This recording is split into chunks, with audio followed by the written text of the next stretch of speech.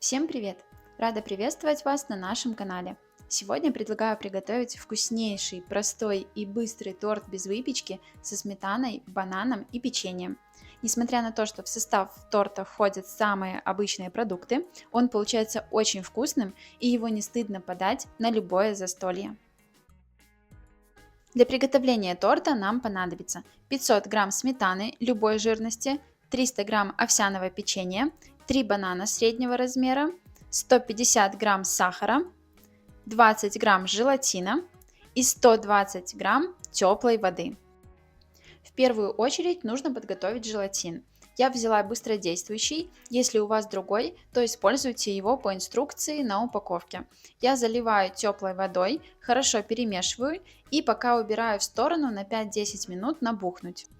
Теперь займемся основой для торта, а именно сметанным кремом. Сметану советую выбирать прежде всего вкусную и качественную. Жирность сметаны для такого торта не имеет значения.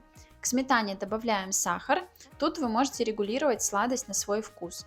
С данным количеством сахара торт получается в меру сладким. И сюда же по желанию можете добавить для аромата немного ванильного сахара или ванилина. Смешиваем все венчиком. Наша задача на данном этапе не взбить сметану, а добиться полного растворения сахара. Перемешиваем пару минут и пока убираем в сторону. Сметана с сахаром немного постоит, сахар окончательно разойдется и крем станет однородным. Теперь займемся бананами. Бананы выбирайте спелые и сладкие, но не перезрелые, иначе в торте они превратятся у вас в кашу. Очищаем и нарезаем на кружочки толщиной примерно полсантиметра.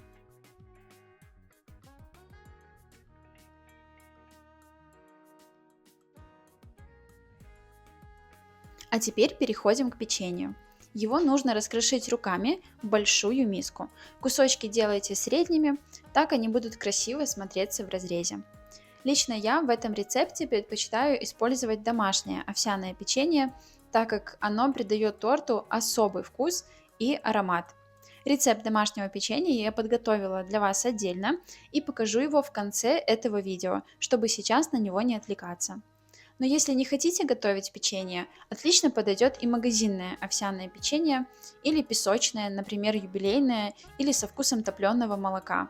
Главное, чтобы оно было воздушным и хрупким.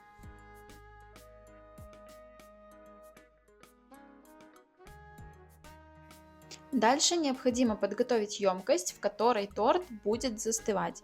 Ее необходимо застелить пищевой пленкой или обычным пакетом. Классический вариант – это разъемная форма диаметром 20 см. Но в моей семье этот торт по старинке делали в обычной кастрюле, и по сегодняшний день я делаю его также. Если у вас под рукой нет специальной формы, смело берите кастрюлю, результат будет ничем не хуже.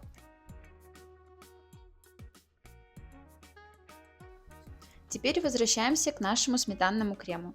За это время сахар полностью растворился и крем стал однородным. Теперь нужно добавить желатин. Набухший желатин растапливаем в микроволновке короткими импульсами по 10-15 секунд. Главное его не перегреть.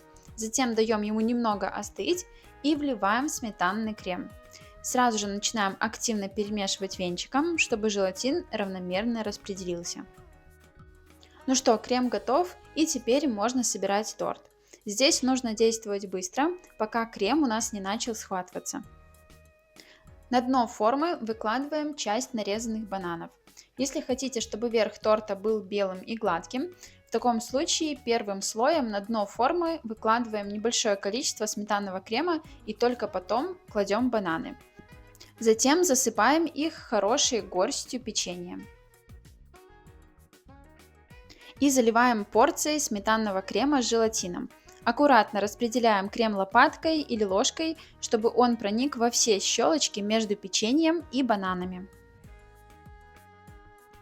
Ну и дальше просто повторяем слои: банан, печенье и крем, пока все ингредиенты не закончатся.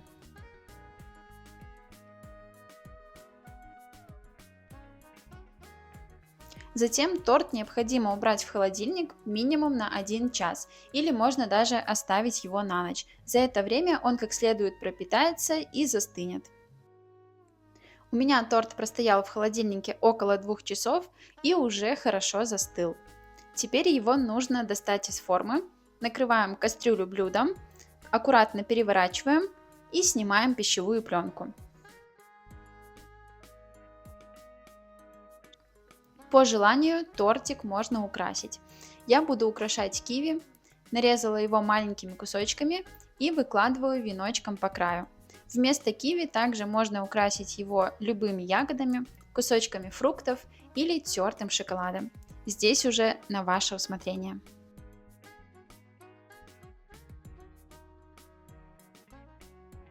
И в итоге у нас получается такой простой, красивый десерт, не требующий выпекания.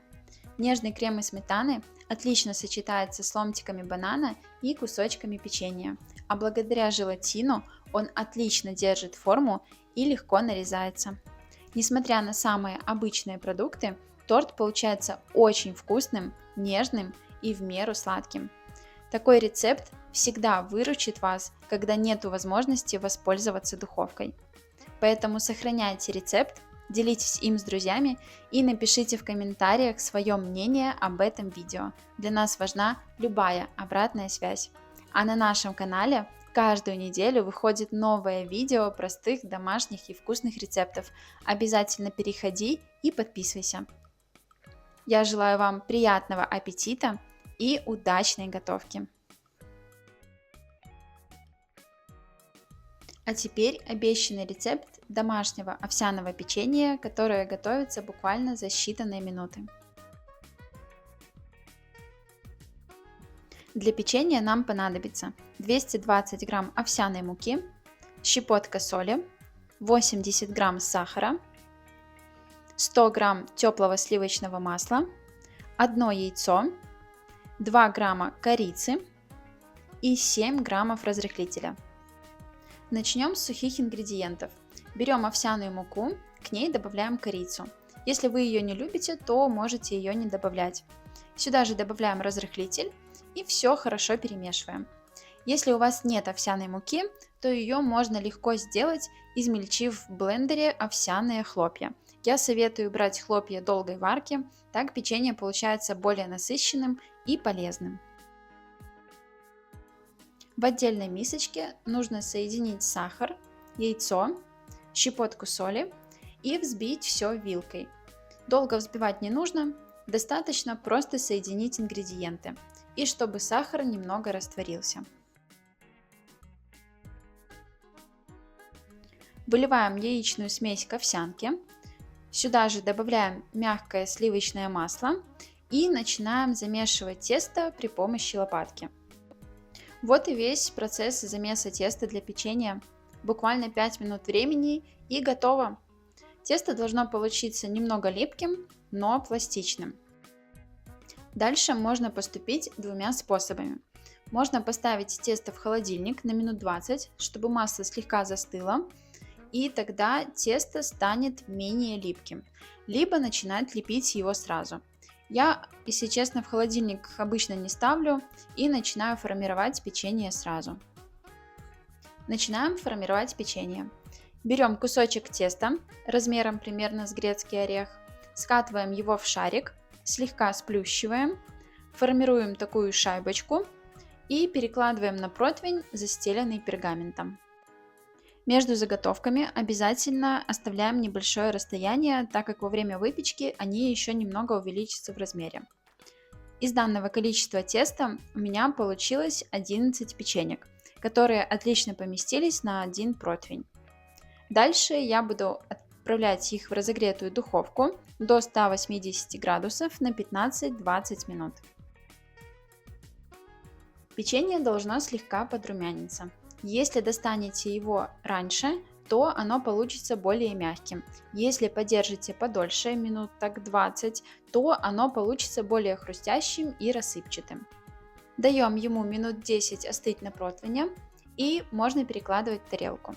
Печенье получается очень красивое, хрустящее снаружи и нежное внутри. Со стаканом молока просто идеально. Обязательно попробуйте приготовить. И если вам понравился такой рецепт, то не забудьте подписаться на наш канал, чтобы не пропустить новый простой рецепт. Я желаю вам удачной готовки и до встречи в новых видео.